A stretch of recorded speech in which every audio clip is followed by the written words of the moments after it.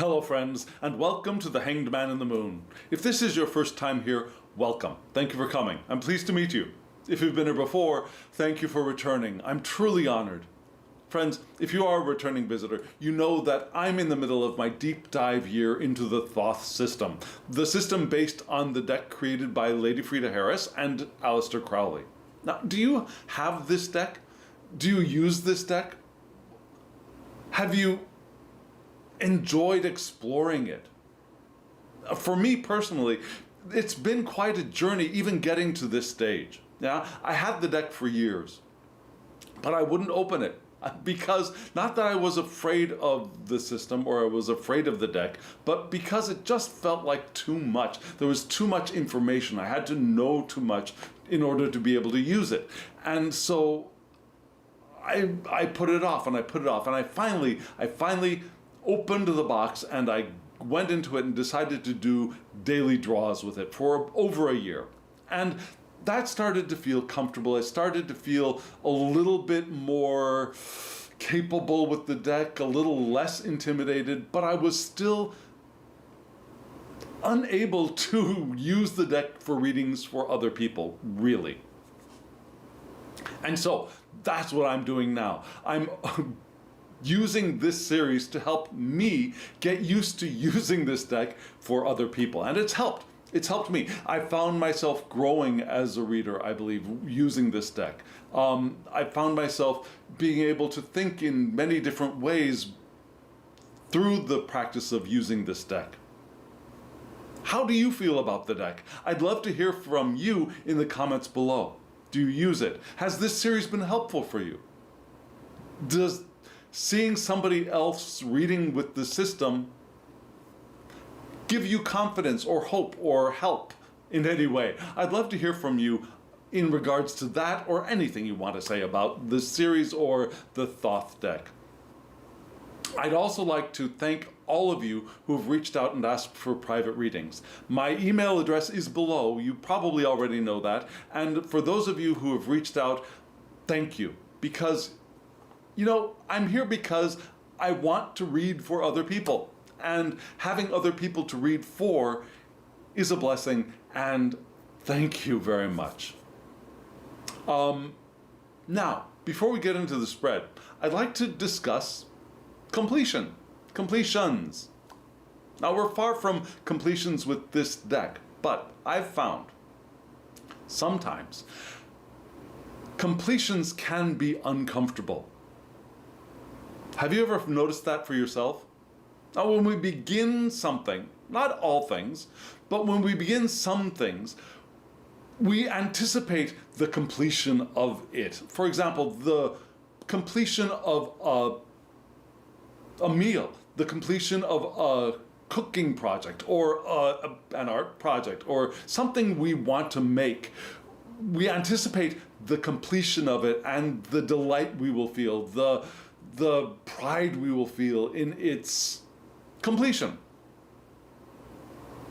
However, have you also noticed that when it's done, there's a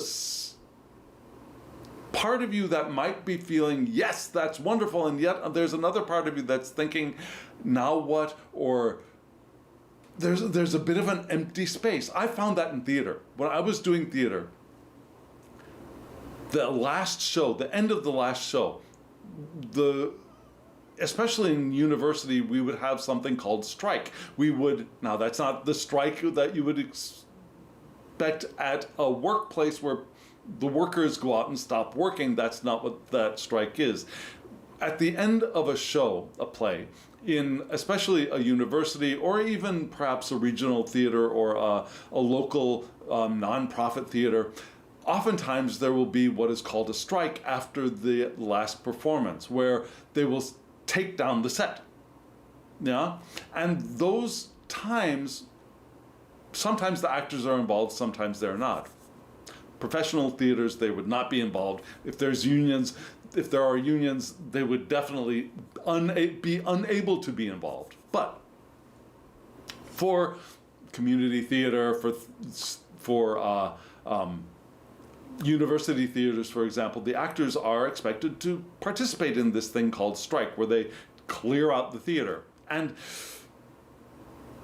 there's that sense of accomplishment that, yes, we've completed this project of performing this play for this many times, and it's wonderful. We're patting each other on the back, we're congratulating each other, and yet there's this emptiness that exists concurrently with that. There's a discomfort. Have you ever experienced that with anything you've done? Where, I don't know, if you do art, maybe you complete the painting, you complete the sculpture, and then you look at it and it's wonderful, but then you're like, but it's done now. Now what? Maybe you've eaten the meal and now you're at feeling, now what? You're full, but do you know what I'm talking about? I think that's what this spread is pointing to, the discomfort of completion. So, friends, what are we going to do now? We're going to look at the spread. So I will show you the spread. We will talk about the spread briefly and generally, and then we'll break it down and we'll read the parts. Are you all ready? Here is the spread for this week.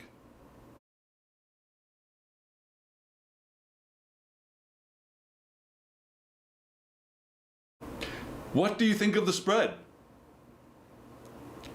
I like the layout of the spread. I like the way these decks work together beautifully. For the last 3 weeks, we've had repeat cards from the decks. The first time it was the 5 of Swords, I believe. Then it was like the 5 of Wands. We've got another repeat card here as well. Did you notice it?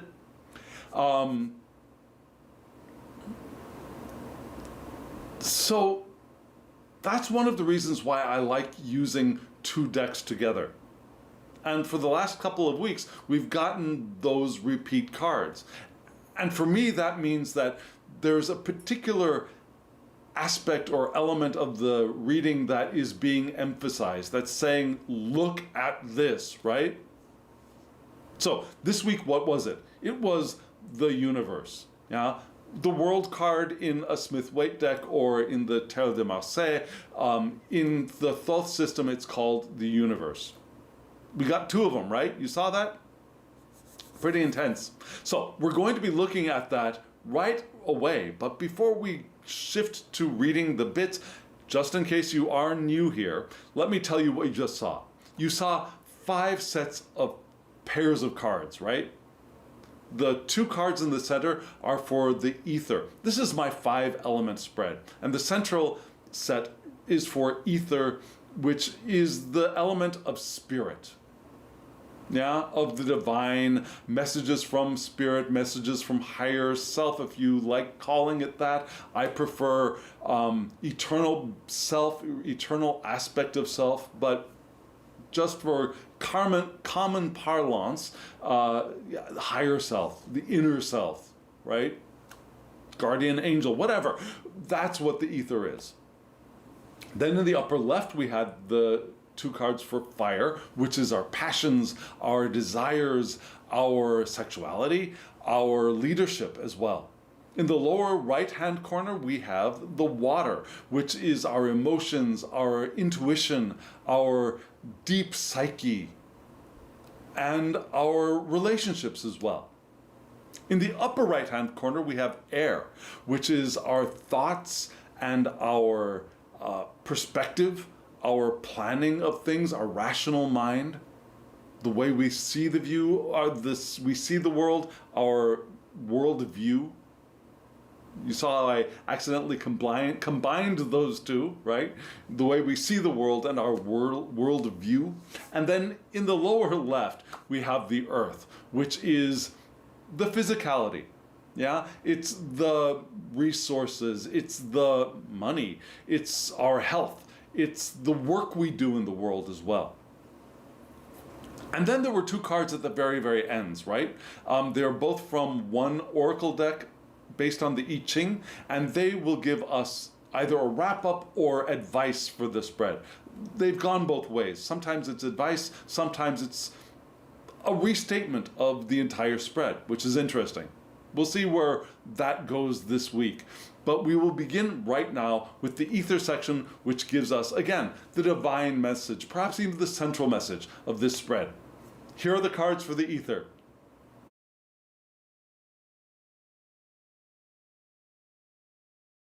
Here in the ether section, we had the universe card and the Prince of Cups. Yeah? Now, I read this spread elementally. The ether element does not have any indignities.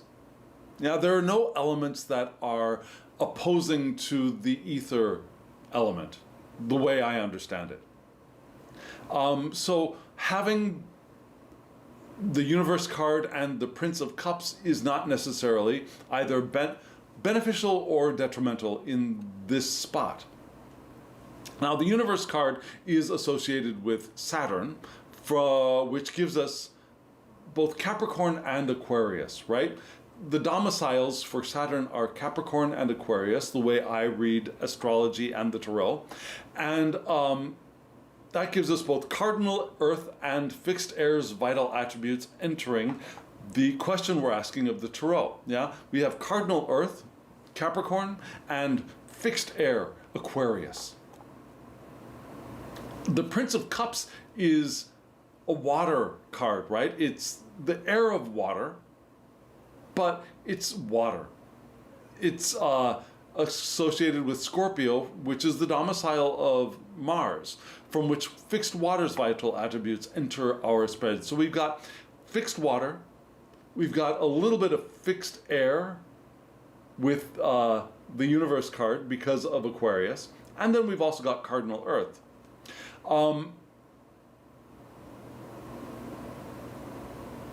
Because of the placement of these two cards together, yeah, I'm thinking the fixed attributes, yeah, fixed air and fixed water are probably the ones that are most at play here at this part of the spread. We're going to move into, right away, the universe card. It's a beautiful card by Lady Frida Harris. You see the woman dancing there in the center with a large, I need to look at this, the positioning here. So she's got a large snake there, she's got a large hook in one hand, and we have the four cherubs or the four fixed signs or the four winds, whatever you want to call those four beings on the corners. Yeah, I see them as the cherubs and the fixed signs of Leo, Taurus, Scorpio, and Aquarius. So that's another reason why I'm thinking that this is more Aquarius than Capricorn. Because Aquarius is right there on the card, and we're matched up with another fixed sign, Scorpio, in the Prince of Cups card. Now, the universe is connecting Yesod and Malkut. It connects the foundation to the manifestation in the tree of life. And the Hebrew letter associated with this card is Tav, which is a cross, or X marks the spot. But it's also completion. It's the Hebrew letter for completion before beginning again with Aleph. So we have that meaning with the Tav card, with the Tav letter here in the world card. Oh, the universe card. I'm sorry. Flashback to RWS. Then, because it's Tav, we also have the rune Ingwaz associated with the card. Now, Ingwaz is the rune for the great god Ing, the earth god, which was perfect for the card when it's the world card. Yeah, earth, world, yeah. But we also have fertility, retreat, and growth, which is an interesting dichotomy, right? Retreat and growth. So we have that idea of completions perhaps and beginnings in a way, that kind of dichotomy, beginnings and completions, echoed in retreat and growth. Do you see that? So what does this card mean for us? Well, for Crowley, the universe card is coming together and ending of all things. But the ending of all things in order to have a new beginning. Yeah? To be ready to create a new beginning. So in order for this to happen, we have synthesis. Things are brought together and unified. There's an ending, yes. But again, it's the ending for the liminal space into the new beginning. There could be set structures and format here because things are now settled. The stuff that we have done has been settled in its place. And there's a potential fixedness here if we find the next card gives us an ill dignity or some indication of stuckedness, being stuck. But here we do have a final arrangement. Getting things in order, right? Getting our stuff in order. And that's paired right now with the Prince of Cups, which again is Scorpio, planet Mars. Now the Prince of Cups is associated with hexagram 61 by Crowley, which is Kung Fu. So that's the importance of honesty and truthfulness. Cultivating harmonious and stable environments as well, but with honesty and truthfulness. There's a difference, you know that, right? You can be honest and not be completely truthful, like not telling everything. Half-truths, partial truths, and still be honest. You can be dishonest and still tell the truth. There is a way to do that. But both of them together is what this card is, what this hexagram is pointing to. So, what does that do to the Prince of Cups? This is a beautiful card, I think. We've got the Prince there. Do you see the large scorpion here? Do you see it's dark purple, it might be difficult to see, but there's a huge scorpion right on the side of the Prince. And the Prince is looking in which direction? Is like seated in a chair which is being hugged by the tail of the scorpion and is holding a snake in his hand because the snake is one of the other symbols for Scorpio. If there were an eagle up there, that would be even better. I don't see an eagle here or a phoenix. But there might be some bird here, which is why I really wish I could get a copy of a guidebook for this deck. So that I could, if there were a guidebook with a good description of the art, that would be really, really helpful for this deck. Just saying. So, it's a beautiful deck. I love using it. And the Prince of Cups is not the most positive of the royals for the creator of this deck, one of the creators of this deck, Crowley. Yeah, Crowley has a really negative view of Scorpio. Just saying. So, pulling out the most positive aspects from the description by Crowley and people who read Crowley, the Prince of Cups has silent patience. There's a potential for sharp attacks, yes. There is the potential for sudden movement, though, which can be both positive and negative. The Prince is self-serving, but ambitious, and ambition can be good. The Prince is imaginative and innovative, and doesn't care what anybody else thinks. Now, there's a good side to that too, right? The side that lines up well with an Aquarian. An Aquarian wants to have good relations with other people, but if those people don't really get it, the Aquarian doesn't really care too much about that. If the Aquarian is really about moving forward, moving it ahead, having a view for the right way to advance logically with a progressive attitude. And if people can't catch up, the Aquarian is going to keep thinking forward, right? So that not caring what others think can be one of the somewhat beneficial aspects of this card. So these two things together. Now we've got a completion. Now, when these were lined up, I don't know if you noticed this, but the Prince of Cups was staring at the World card. So we can also say that is what is on the mind of the Prince of Cups here. Because neither one of these is particularly dominant in this spot, in the ether section, we can look for visual cues. And to me, it looks like our Prince of Cups aspect of ambition, imagination, innovation, not particularly needing to care what other people think. There is an aspect of that in all of us, whether it's hidden in the shadows or it's part of our daily life activities. But we all have that within us.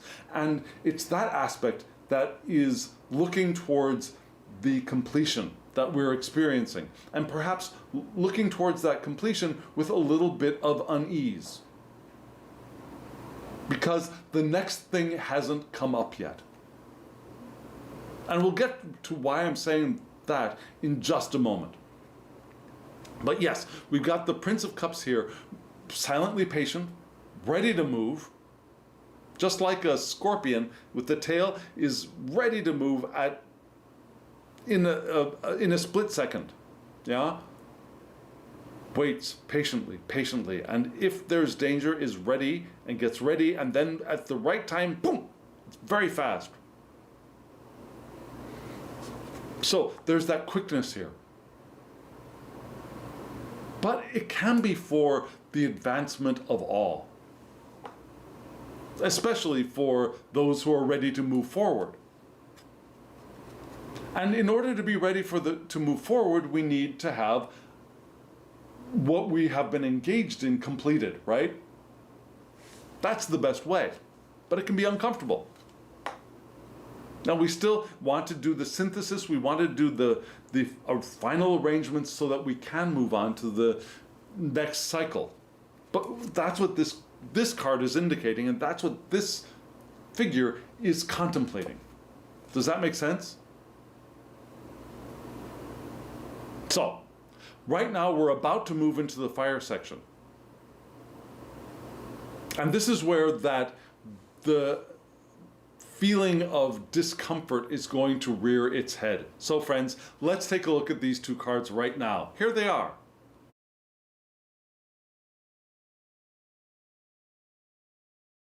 The two cards for the fire section were, from left to right, the Five of Wands and the Universe card again. Yeah? Interesting.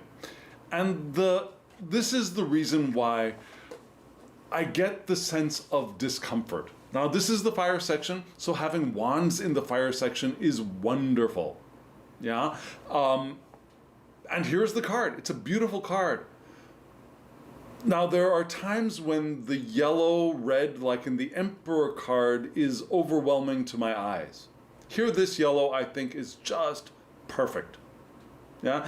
Especially because the wands in front of the yellow are not all fiery red. There's a good ease of color here for me. The design is beautiful. We see the central wand with the what is this? I forget the names. You can see the two lotus wands and the two phoenix wands, and I forget the name of the large central wand. It's the wand of the initiate, or maybe it's the. Stop talking now. Okay, yes, stop talking. So we have the five wands, and this card is associated with Saturn in Leo.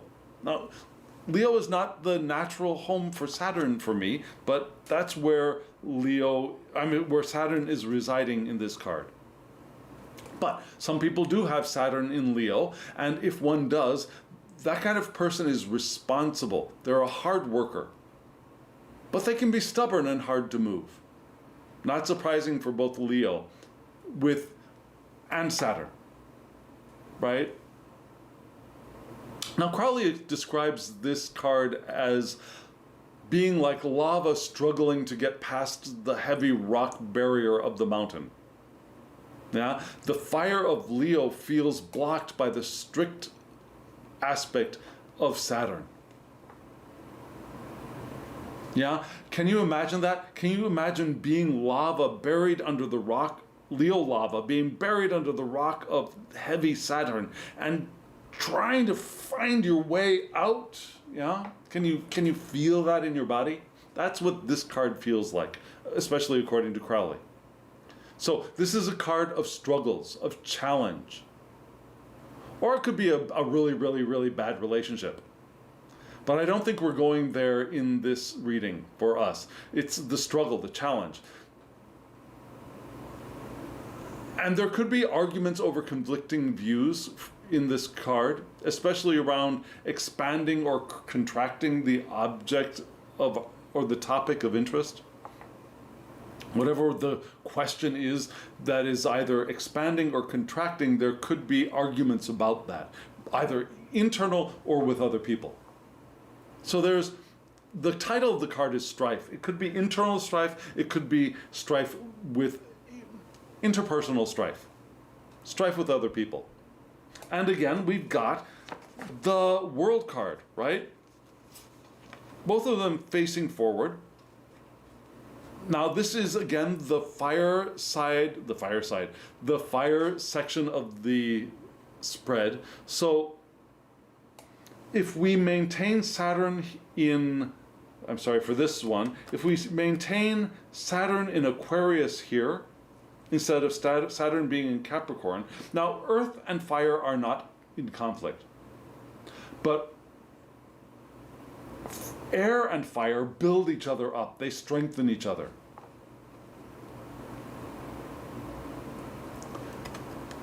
So that's why I'm thinking that the universe's concept of completions, of endings, and synthesis to be ready for the next leg of the journey, if you will, or the next journey completely.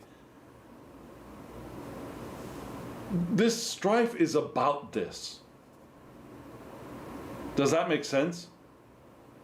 And remember, we've got Saturn here, we've got Saturn here.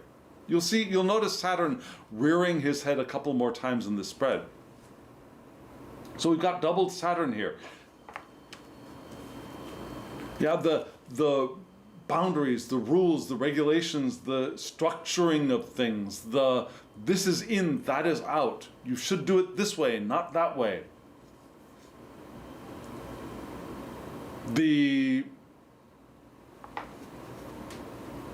One might say the Emperor card of the planets, although the Emperor card is usually associated with Aries, right? But still, the Emperor is the one who structures things and orders things and makes things build in stability. In stability, right? That's very Saturnian too, I think. So, this Five of Wands is telling us that, yes, there is this, but this right now is a struggle. It's a challenge. It's not that we're struggling or it's a challenge to achieve this. I think this is here. This is what the challenge is. This is what the struggle is. That struggle of, okay, so I've got things arranged, I've got things done, and there's this lava below the rock of Saturn that wants to burst through, but it hasn't found its way out through yet. Yeah? And in a way, this is really appropriate, I think, for all of us. For me, for one reason, is I just finished grading my last semester. I've finished the grading, I've input the grades in the computer, and for me, except for students' inquiries into their grades, it's all done. Last semester is complete. The next semester has not yet begun. So I'm at that stage of, now I need to get things in order. I need to get things prepared for the next bit, and I'm struggling with that perhaps. We're also at the end of the year.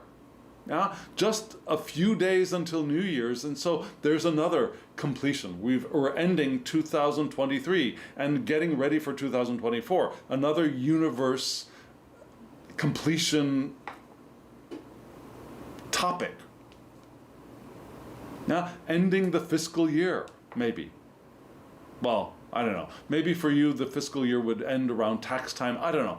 But we end the year. Completions. And those completions can be uncomfortable. There can be joy and discomfort at the same time. Right? So I think that's what this spread is pointing us towards. And hopefully we'll find something to help us in the other parts of the spread. So, friends, are you ready? Are you ready to move into our emotions? Because I think a lot of this is about our emotional reaction to this as well. So, here are the two cards for water.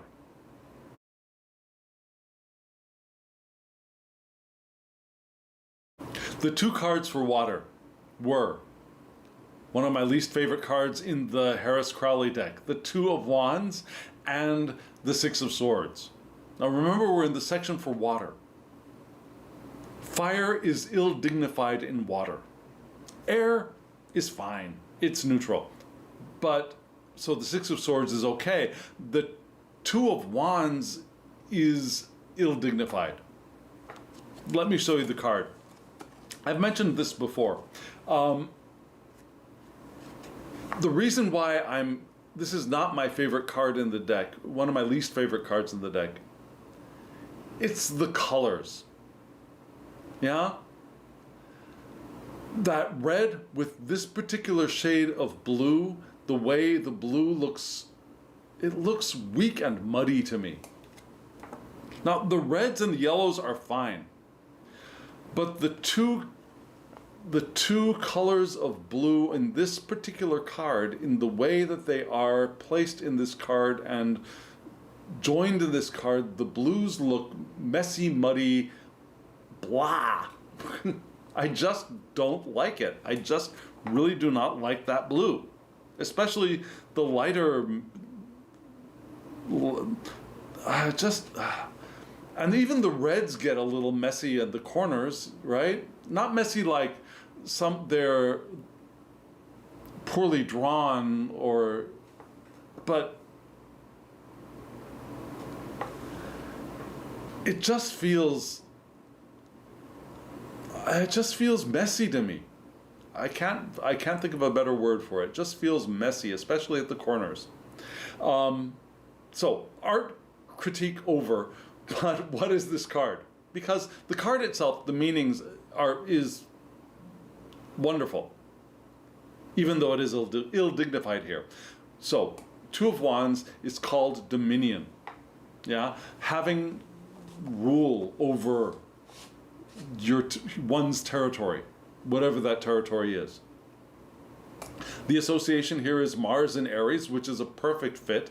Yeah, Mars is domiciled in Aries, so we have cardinal fire's vital attributes entering our reading, entering our natal charts, entering our question about how to live intentionally at this time of discomfort with completions, and our emotional reaction here is not helping us. Yeah?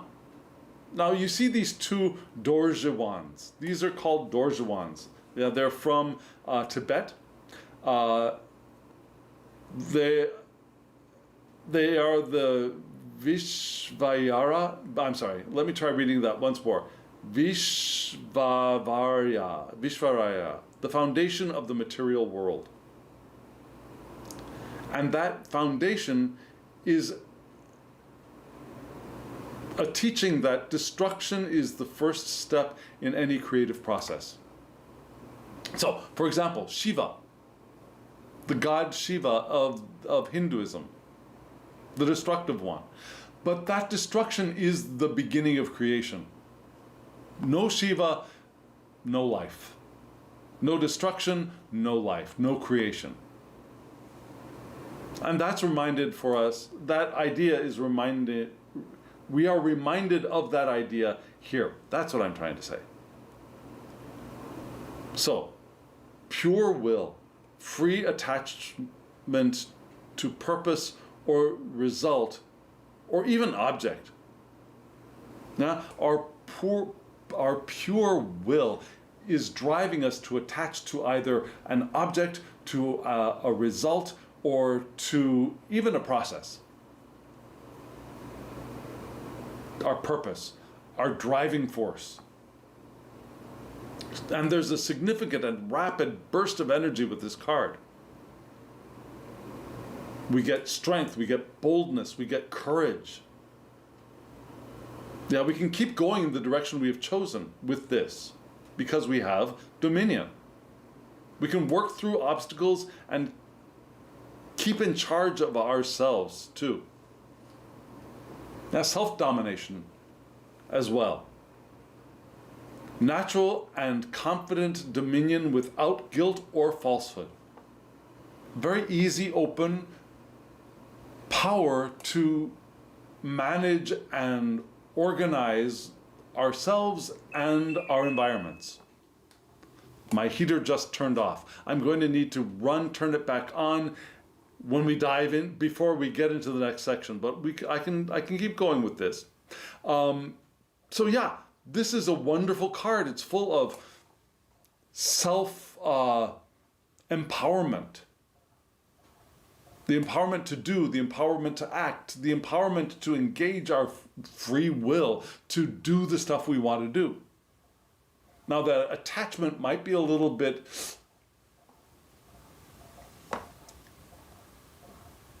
something we want to give attention to, that there could be a negative aspect to this card. Yeah. But now this card is also ill-dignified. So what does that mean? Here we are in our completion place, not at the beginning yet. Our emotions are this. Our emotions are, I want to keep going. I want to work through this. I want to feel my confidence in my ability to do everything. And now I'm at the end and I don't know what the beginning is, because that, remember, we have that magma stuck underneath Saturn. This desire to break free and engage our strength and boldness, that it gives us that emotional frustration, perhaps. Does that make sense? This card is paired with the Six of Swords. Now, the Six of Swords, this is a beautiful rendition of the card. Do you see the 6 birds there? The blue and the magenta pink colored birds at the outskirt, around the central sacred geometrical figure with the rosy cross in the center. Now, the Six of Swords card is science. It's our rationality. It's Mercury in Gemini. I'm sorry, Mercury in Aquarius, not Gemini. Mercury belongs in Gemini, but so this is Mercury in the Gemini house, in the Gemini decanate of the house of Aquarius, which means it's in the second decanate of Aquarius. So we have the mutable aspect of fixed air's vital attributes entering our spread, entering our reading. Mutable aspect of fixed air. Remember, we had fixed air with the universe card. So this is a good match. Yeah, air in water is also comfortable. However, because this is the second decanate of Aquarius, we have a complement. The complement here is Saturn in Cancer. And Saturn in Cancer is not happy. It's too much water for the Saturnian. Now, Saturn's boundaries and borders start to erode with all of that water of Cancer. So there's discomfort in this card as well, especially because, again, Saturn is bouncing through this spread, so that complement here is significant. So, yeah, emotionally, the structure that we're trying to attain with, or that we have attained with the universe card, is our emotions are weakening that a little bit. Even though the Six of Swords, again, in water, is a neutral card. So what is the Six of Swords? What is science? For Crowley, it's a calm and measured approach helpful to a problem. What is the problem? Well, problem right now is our discomfort with the endings and completions of things. So we want to have a calm and measured approach, which is different from this card, right? We want to take time and observe what's growing and what is not growing. So right now, maybe the things we want or we will want to grow are not growing yet. So we notice that things are not growing. We notice what has grown and what is ready for the scythe of Saturn, perhaps. What patterns are connected and what patterns are not? Here in the universe, we had things arranged, we had things organized, right? In completion. So which of those patterns are interconnected? Which are disconnected? That might teach us something. And we want to be realistic, even if it's difficult here, especially in a relationship. Again, we had that possibility of a disastrous relationship in the Five of Wands. That could have been echoed here, but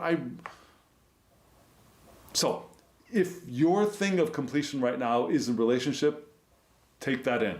Take that in as part of the reading for you. Yeah? That the difficulty that we may be feeling in dreadful relationship, we want to have a rational perspective on what is really going on. Be realistic. Yet we also want to be adaptable in science. This was originally called the card of earned success. Yeah, we've done the work to succeed. Perfect match to the universe card, right? We earned the success, and yet we're uncomfortable. We're feeling discomfort. And we want to engage this fiery power, but this isn't the time, and so there's even more discomfort. Right? And Saturn wants to get out of the water, wants to dry him, her, themselves, him. Let's give Saturn a boy. Let's give Saturn the penis he deserves, which it was lopped off in some of the myths, but still, we want to give Saturn his male body because we have other female bodies in the sky. So, yes, Saturn wants to get his groove back and get out of the water of Cancer, I think, for his comfort.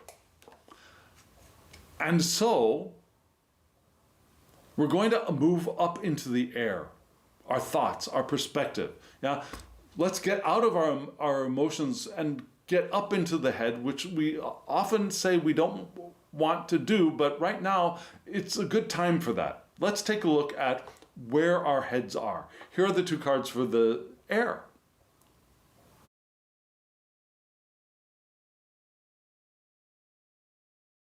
I'm probably going to regret having done this, but I just turned my heater back on. It's going to take a second or two to kick back in, but I'm afraid the noise might be, well, we'll see. We'll see. If it messes up this video, I will make sure I keep the heater off in following videos. But hopefully, this mic that I'm using is powerful, and we'll see what happens. We'll see what happens. Okay, so here we are, like in the air with the heater on, with the air on. We had two cards, the Three of Swords and the Empress.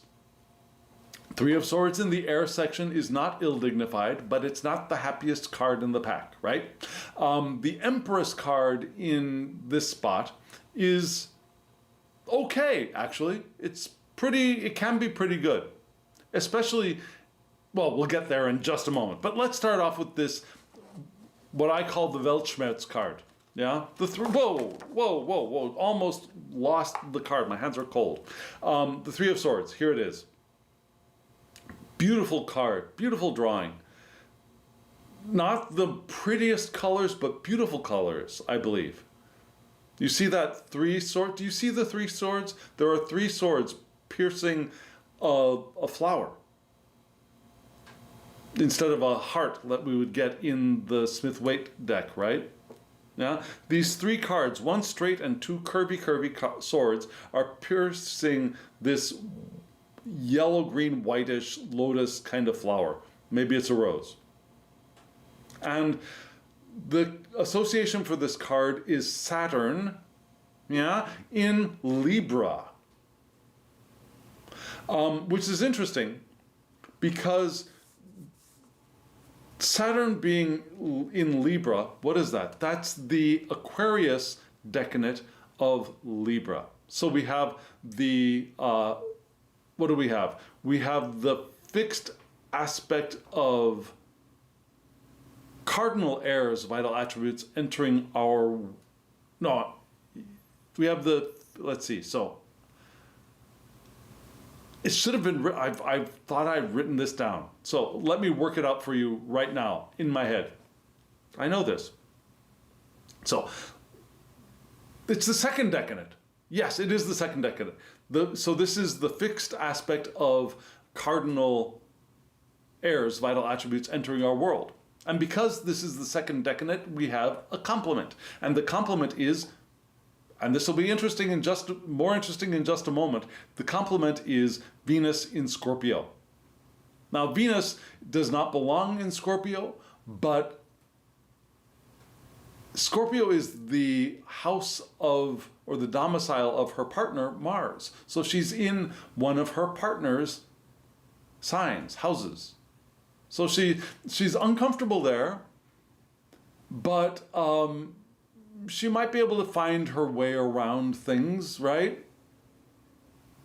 Now, somebody who has Saturn in Libra, yeah, they're practical, they're balanced, they're refined, they're intellectual, and they're diplomatic. But we also have, again, the fixed aspect of cardinal heirs, vital attributes entering our world. And this is I call it the Weltschmerz card. Actually, I think Crowley called it the Weltschmerz card as well. Weltschmerz is German for Welt, world, Schmerz, sorrow, world sorrow, universal sorrow, melancholy. Now, it's dissatisfaction with the state of our environment, with the state of our world, whatever that is, whether it's our family, whether it's our nation, whether it's the entire globe. It's that world weariness, it's the sorrow and melancholy over the conditions of our environment, however broadly we take that environment to be. Our physical world cannot meet the expectation of mind and imagination that we have. And so we feel Weltschmerz. Now we have these wonderful dreams and we can see a beautiful world possible, but the world isn't matching up with those visions, right?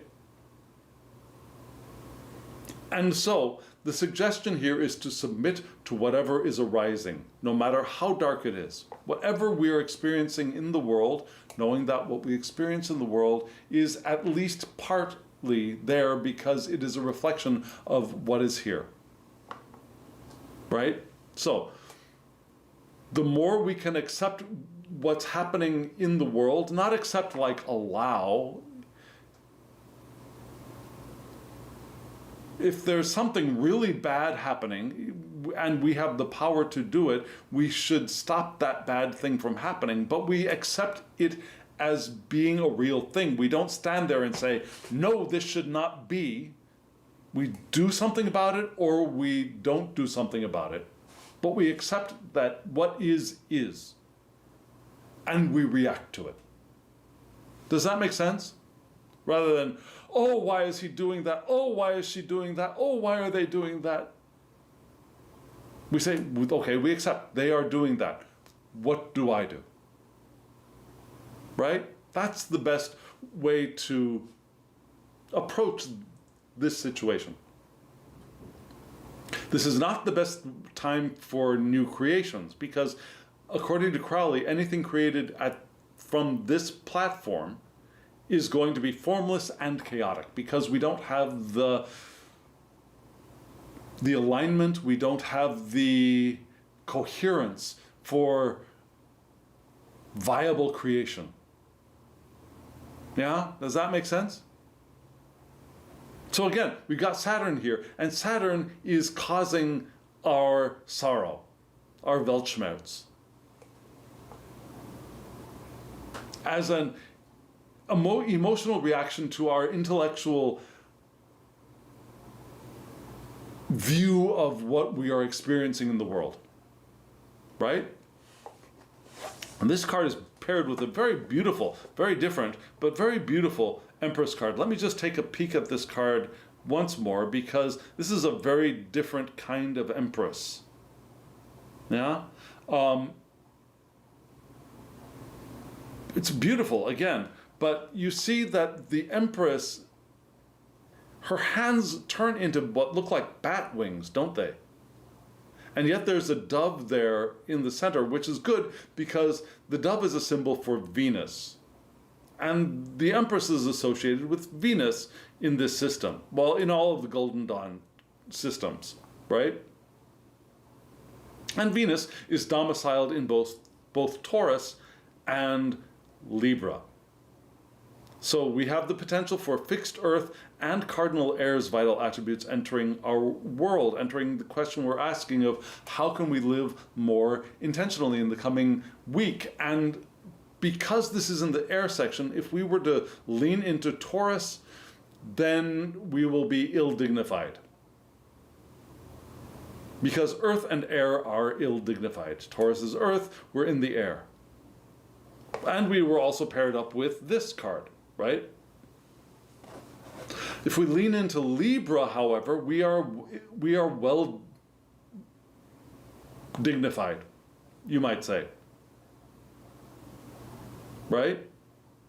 So we would have Venus in Libra and Saturn in Libra and also Venus in Scorpio, because here we had the complement of Venus in Scorpio and we have Venus here. So we've got Scorpio, we have a sprinkling of, a garnish of Scorpio. Reminding us of what? Reminding us of the Prince of Cups, which was Scorpio. So, who is the Empress? Well, the Empress connects Chokmah and Binah. It connects the father and the mother pillars. It connects our wisdom and our understanding. This is the mother pillar, father pillar come together and create the middle pillar. Yeah, create Tipreth, create the first child, the firstborn. So it's creation. It's also associated with Daleth, the Hebrew letter Daleth, which is a door or a gate, I believe. It's also the Hebrew letter which is a sign for the helper of the burdened, and also the empty receptacle of the divine. Just like Binah is the receptacle of Chokmah.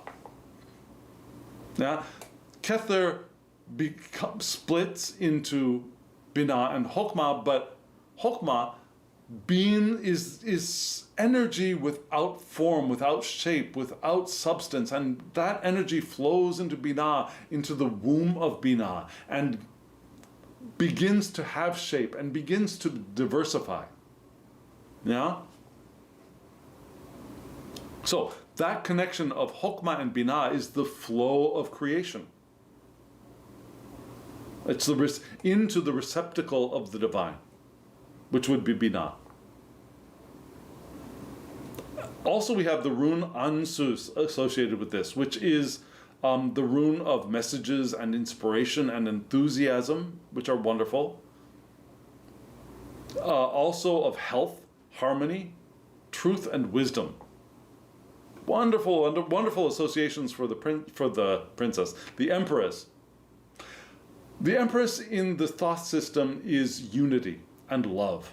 You know, Venus, right? Completion. Completion is echoed here in the empress as well, interestingly. Also pleasure. See Venus. Yeah? Unity, love, pleasure, all very Venus-inspired qualities. The highest love, unity. And we're suggested to go all in and pull out all the stops here.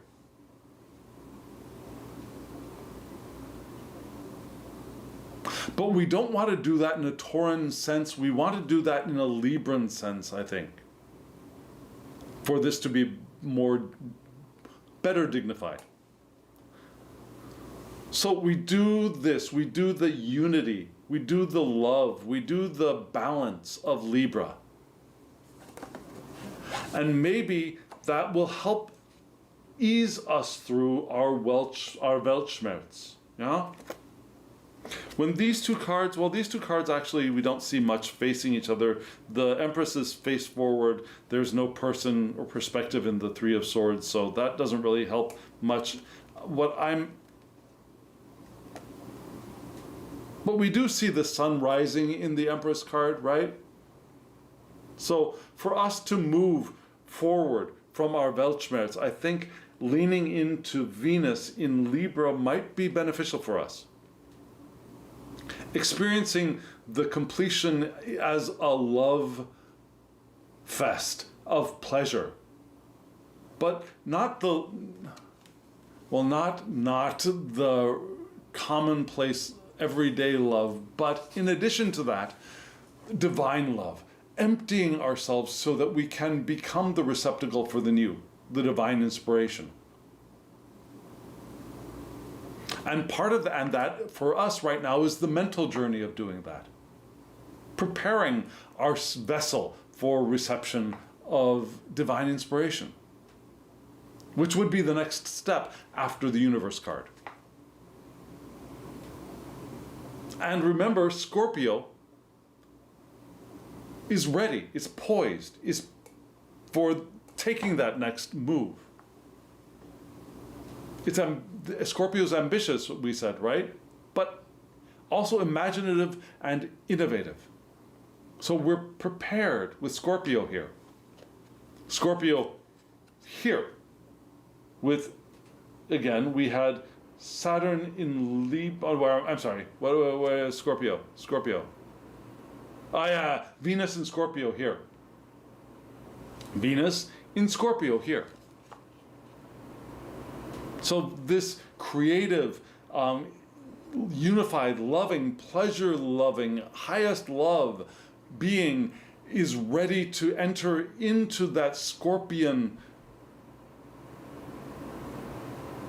innovation and imagination, open to receiving divine inspiration. Yeah, that makes sense, doesn't it? That's almost English too, right? Okay, so we take this from our head and we move it into the body. We move it into the earth. And we're ready for the earth section. Here are the two cards for earth. In the earth portion of this spread, we had the Nine of Discs, earth, perfect. And the Knight of Swords, air, not so perfect. Yeah. The Knight of Swords is fire of air, because remember, we're reading the Thoth system. The knights are kings in this court lineage the way I see it. Now, some people argue with that. Some people say that the princes are kings, but I don't think so. The prince is the son of the knight and the queen. So, for me, that means that the knight is the king. The prince is the what comes of the meeting of fire and water, which is to me air. Now, water and air breeding fire does not make sense to me. Fire and air coming together fire and water coming together to breed air makes absolute sense to me.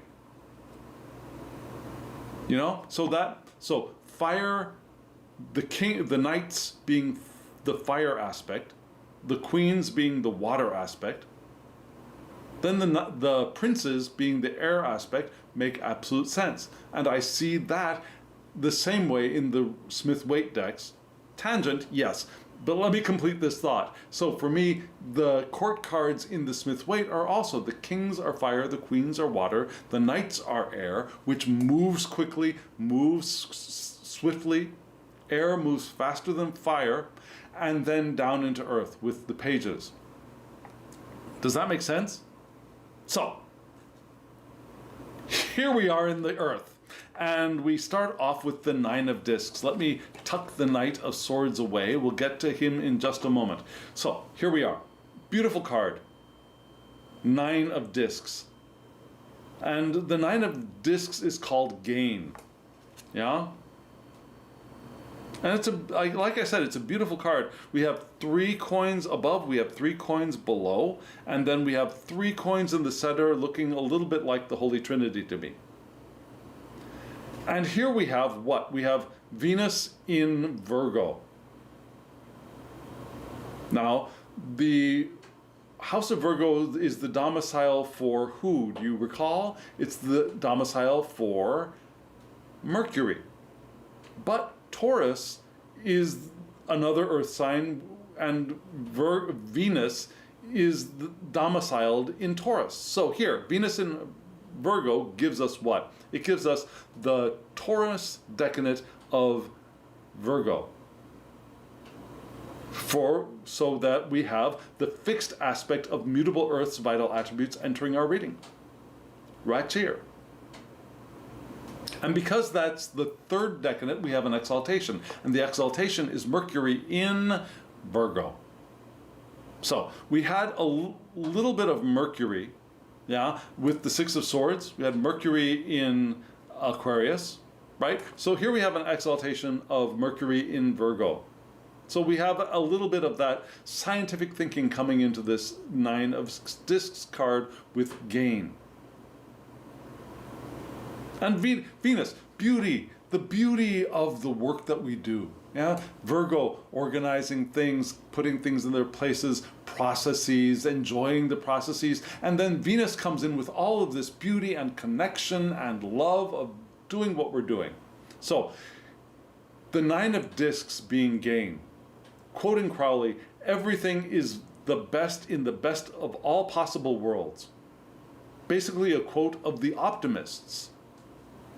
Right? The optimists being a philosophical school from the 1800s, maybe before.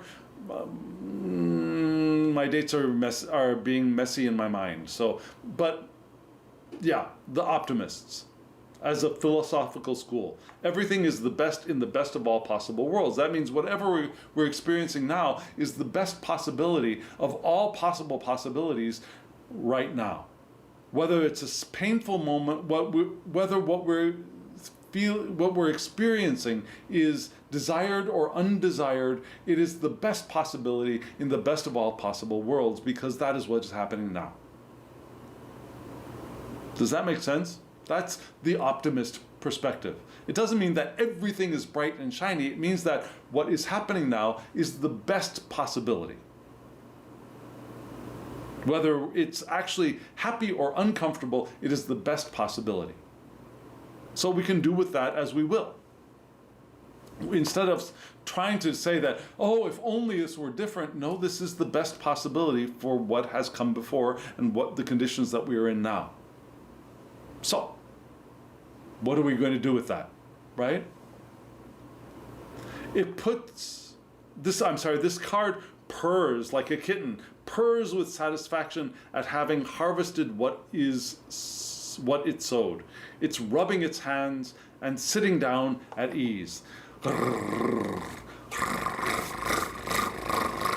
It's all good. Yeah? This card points to increasing good luck in material affairs, which is wonderful. Continue managing the situation as we have done, and we will find favor with others as well. Just keep up the good work is what is suggested here. Don't sit back and stop working. Keep up the good work. And be careful, because our initial enthusiasm may be waning, or things may begin to look more complicated. The finish line is in sight, and you're gaining ground. Well, actually, we've perhaps even gone beyond that. We're at the finish line. We haven't crossed it yet. We're at the finish line now with the universe card. And so, yeah, our initial enthusiasm, waning has been pointed out to us, right? We've gotten to the completion point, to the conclusion, and that enthusiasm that has gotten us here is naturally waning, right? But here we're suggested to enjoy where we are. Purr with satisfaction at having harvested what you have sowed, what we have sowed. Know that if we keep on going, our luck will increase and our material affairs will benefit. Keep up the good work, even though we can do that even if we've completed something, right? Part of moving into that liminal space for us now is going to be not stopping and resting and looking back at a job well done and going to take a shower. This completion is an indication that, yes, we're doing good work and we want to keep on doing it. Keep on doing the good work, enjoying doing the good work. Instead of wallowing in our Weltschmerz up there in our heads, we want to get into our bodies and enjoy what we're doing. Now we're paired up with this beautiful card with these grays are so unexciting to me. I'm just saying. They're so watered down. But we still it's a beautiful drawing of the Knight of Swords. Yeah? And when we see these two cards together, we see that the way that they were laid out, right? The Knight of Swords is moving in the direction of and looking towards the Nine of Discs. That's the direction the Knight of Swords wants to move in. Now, the Knight of Swords is fire of air, and it's also Gemini, which is the domicile of Mercury.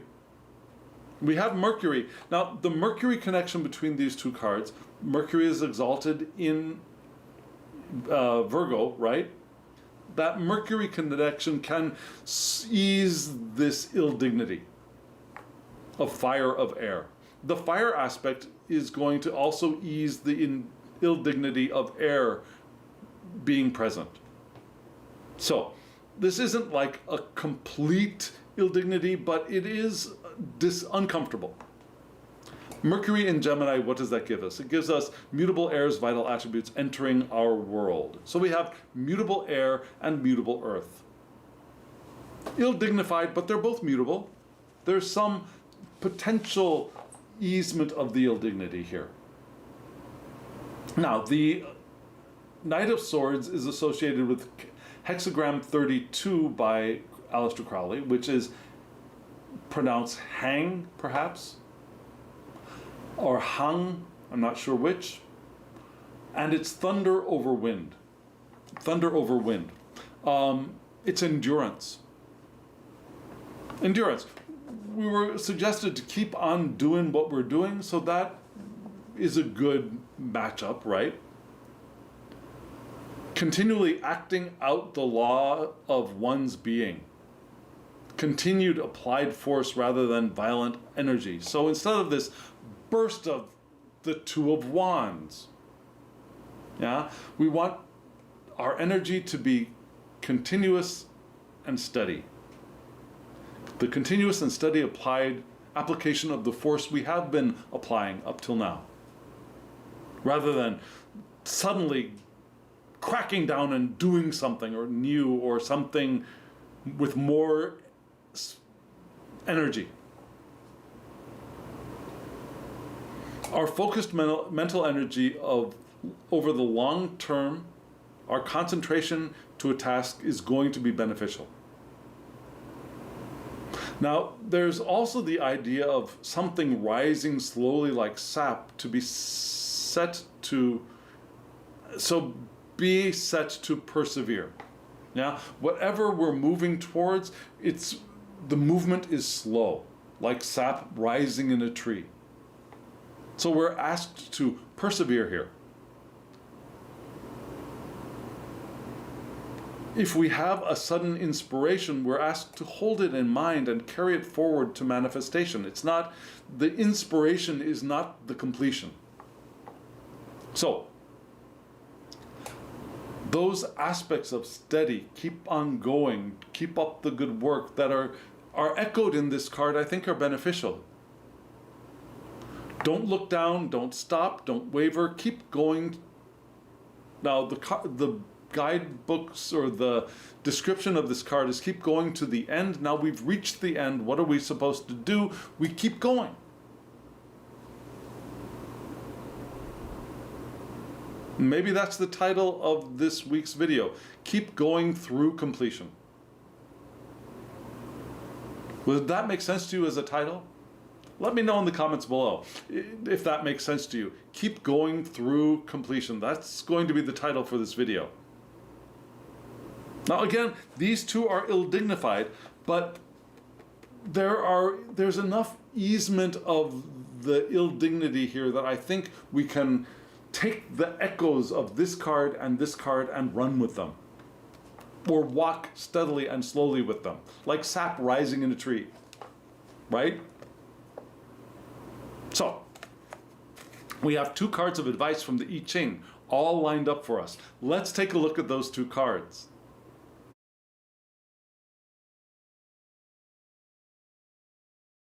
I think the advice from these two cards is going to be pretty short and sweet.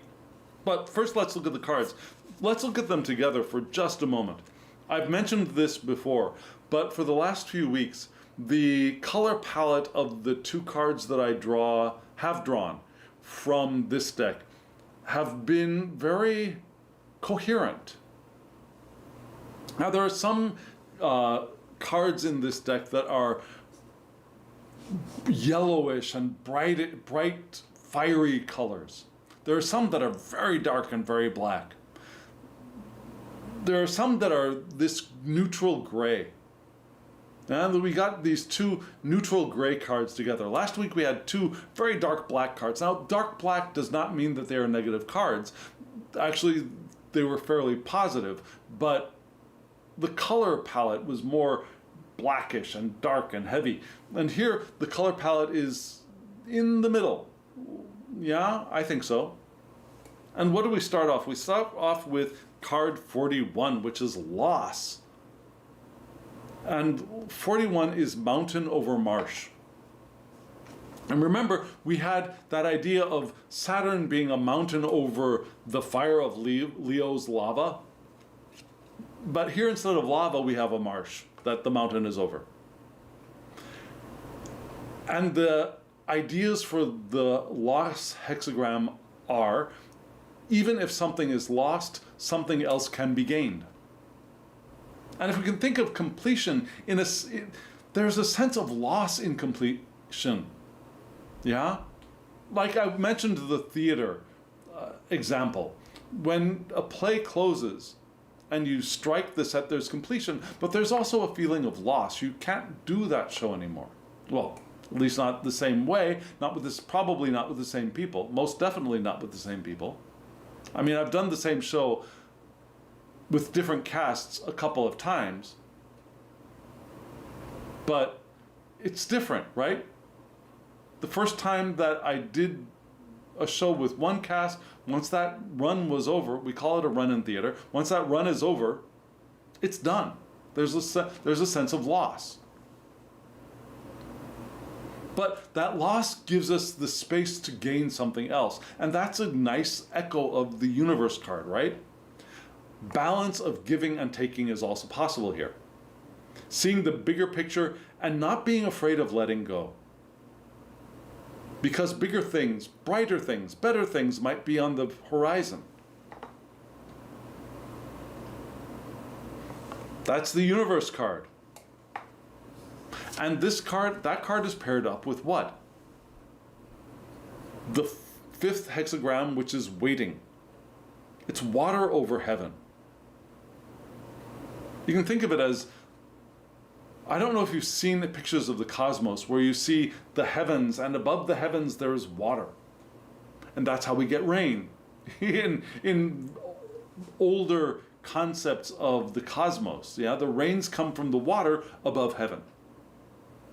So, until it rains, that water is doing what? It's waiting. And that's the title of this hexagram. It's waiting.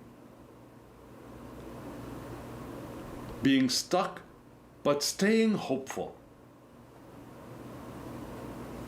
Perfect match, right? Patience. Believe things will get better. Wait for the right moment rather than rushing ahead. Rushing ahead, the Two of Wands. Don't do that. We don't want to do that. Timing is more important than action here. So having a good perspective. We keep on, now that doesn't mean stop being patient, staying hopeful, doesn't mean you stop working. It means you don't suddenly break off and do something different. Now, we want to keep, yeah, we feel this completion, we feel the sense of loss, perhaps. Where is it? There you are. We just feel the sense of loss. But we can keep our patience and believe things will get better. We have the space now to receive the new thing. The bigger thing, the better thing, the brighter thing. And we accept that it will happen when the timing is right. We want to wait for the correct moment to receive that new thing, that new cycle being the new thing. So this seems like a perfect recap of this week's spread. We're feeling loss. But wait, be patient. Be patient in hope. And wait. Be willing to wait for the right moment. Right? Seems perfect to me. Completion in... What did I call it? Okay, I have to go back and look at the video again to find that title again. But yeah, it's these two cards. So friends, what do you think? I'd love to hear from you. Let me know in the comments below. And again, thank you for joining me on this journey. Thank you for responding to this content. Thank you for being here with me. Thank you. And now, as always, I wish you love, joy, well-being, and pure awareness. Thank you. Friends, one thing I almost forgot. I want to wish you a Merry Christmas and a Happy New Year. I pray that 2024 is a year of blessings, abundance, joy, love, happiness, well-being, and pure awareness. Thank you.